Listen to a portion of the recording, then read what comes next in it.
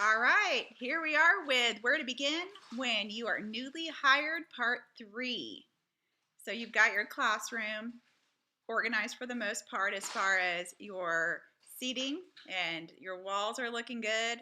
But now we need to make sure that you have a great management system for all of the items in your room, and also you have a decision made for all of the little pieces that come up, because let me tell you, as a teacher, you are very busy. And oftentimes you may be at the copy machine when the bell rings and your students are coming back from recess, and you won't have time to carefully put things away, maybe just like you like to have them.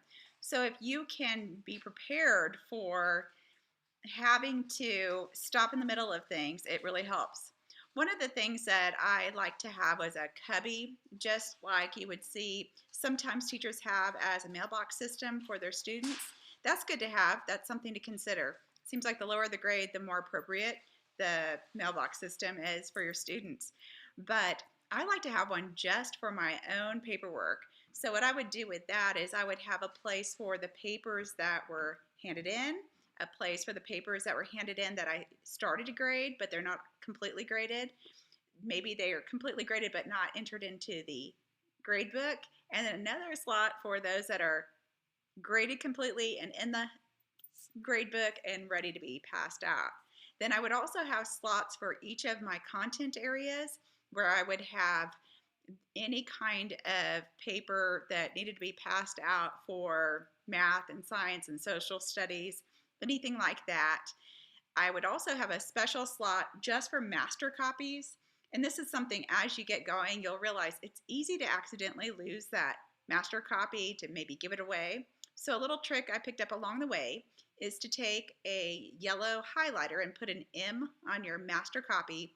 The M won't copy with a copy machine, but it will be an indication for you of which copy is your master copy, so you don't accidentally lose it or give it away. I always like to put my master copies in a certain slot, and then later at the end of the day, I would file those back where they needed to go. But it's nice to have that, like I said before, when you aren't expecting to have to put things away last minute and you have a good place to put them. Also, it's nice to have that little slot even for those extra copies. So you're passing out papers and you have a couple of extras. It's nice to keep those extras because you may have a student who loses a copy, or you may like to take that extra copy to use for an answer key or something like that. Or you might even get papers from the office that need to be sent home, maybe talking about the school carnival coming up. It's nice to have a slot to put that kind of thing in there too. So the more you can prepare to keep yourself organized, the better. All right.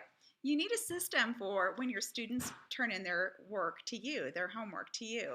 So I always like to have color coded folders that were standing up, where I had them placed right below the assignment board so the students could see what was due, and then they could see the folders below where they would turn them in. It made it really nice for me to be able to pull out that folder and take it back to my desk or take it home with me for grading, that kind of thing. Uh, I also, along with those folders, would have an extra folder for any absent work. So if someone had been absent, there's a folder where they know to put all of their absent work in that one folder. So it's all there in one system. And there's also a folder for late work. I didn't like to have late work, but it happens sometimes. So I have a designated place for that. I even had a procedure for that. I would say if their papers were late, they needed to write late on the paper, and they knew that they were going to get a percentage off for turning it in late, but this was the place to turn that in. And that just, again, kept it all in one spot and made it a lot easier on everyone. All right. Some of the other things you want to think about is just plan a certain time of the day for you to do things like checking your email or grading papers. That's not something you want to do while your students are in the room. You want to be front and center with them. And in fact, a lot of teachers don't even have a desk. They like to meander around the room and be present, guiding and directing and facilitating learning. And that's an awesome thing. Having a desk, there's nothing wrong with that. But please don't be, busy doing other things when you can be working with your students. And so that brings me back to having that designated time to do things like check email. I like to check it first thing in the morning, at lunch, and then at the end of the day. I also did the same with my teacher mailbox that was down by the office. Sometimes a parent might bring something up that the student may need. Oftentimes that could end up in the mailbox. So I always like to check that at lunch just in case I have anything there, and then again at afternoon recess because I may have something I need to give to the students. And the end of the day is also a good time to check email and to check that type of thing. It's also good to kind of think to yourself, when is a good time to grade papers? So I like to maximize my time when my students were out of the room, like let's say if they were at music or PE. I like to grade papers then if I could, because I like to find out how they're doing. And if maybe there's a concept that I thought that they really understood, I may have realized that this little component, they're having trouble with this one part. So let me review that before we do our new part today. So it's always a good idea to do that kind of thing. Also, something else to think about are your students who are new that come to your classroom. You will oftentimes, after the school year begins, have students who will join your class. And we definitely want to make them feel welcome. Something that has surprised me is how often new students haven't always had school supplies with them. And so when we have our list at the beginning of the year that the students would buy all of the supplies that were designated for our class, I would always have a couple of extra sets of everything so that if I did have a new student come in, I already had everything that they needed. So for example, we did a lot with colored pencils in 5th grade. And so it was nice to be able to provide those for the student who was new right away, so they could join the class and whatever it was that we were doing, and they'd fit right in and not miss a beat.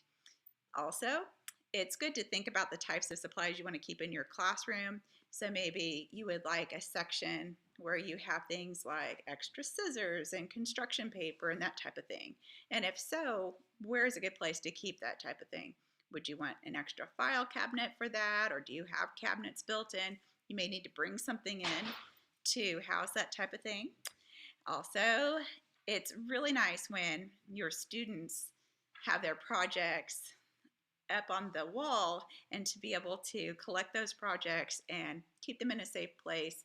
And I always like to put together a portfolio for the students and send those home with them at the end of the year with all of their projects that made it to the wall of fame.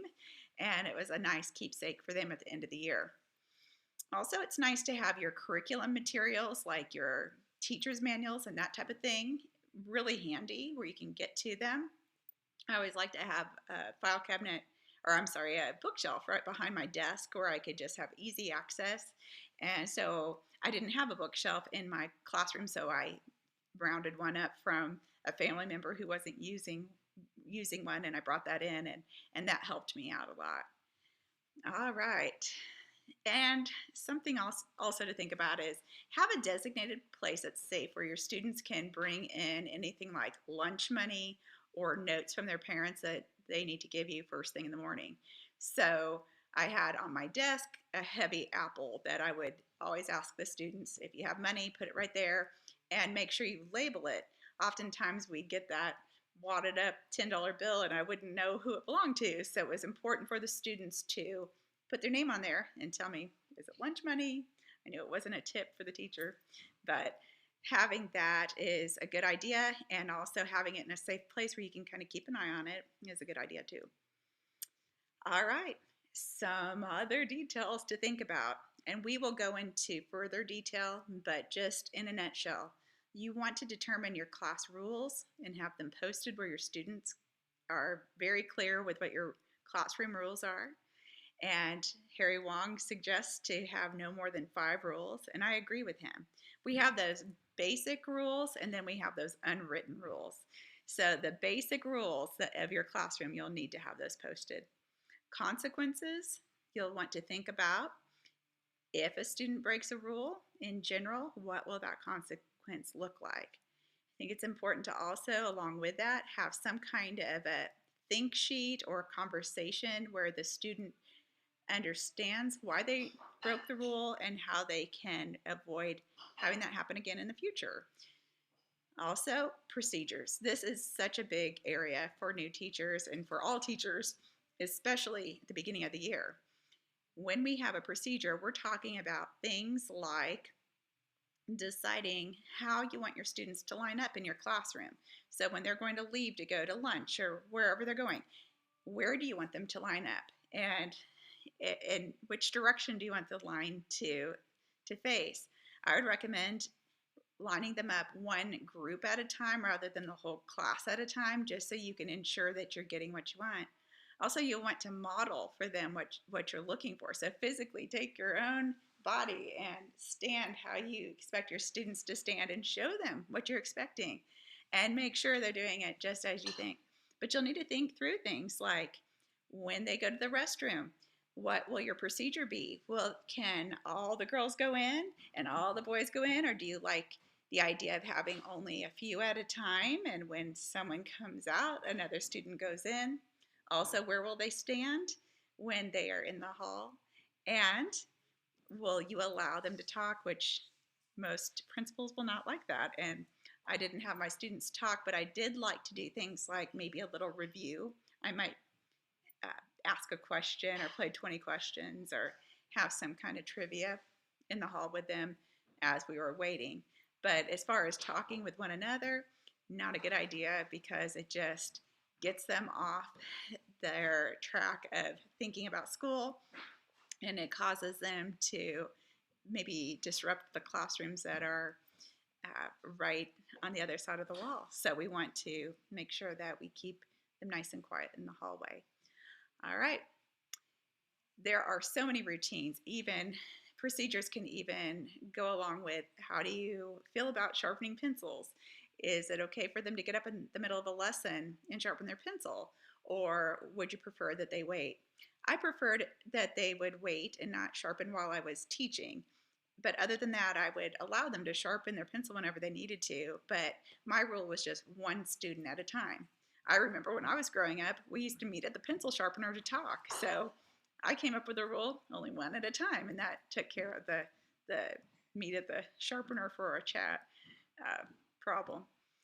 So you will think through your day from the minute they walk into the room to going through all of the different pieces of their day and think of everything that they'll do and the way you would like them to do it. The more planning you do, the better off you will be. Also, you'll want a morning routine.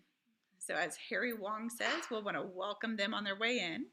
But also, once they get inside the classroom, it's a good idea to have an overhead projector or on the board some steps of what you would like them to do when they get in, so you don't have to keep repeating yourself.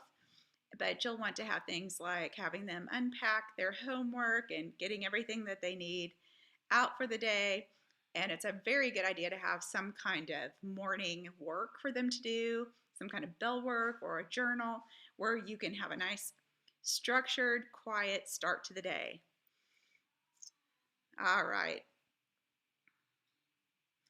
You will want to think about having your students in the hallway and going through expectations as they're walking from point A to point B, and where they even stop to line up before they go into the computer lab or to the library.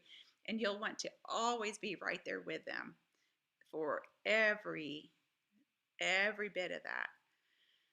You will also want to think about having some kind of a signal to get your students' attention. Some teachers like to raise their hand and have everyone do that.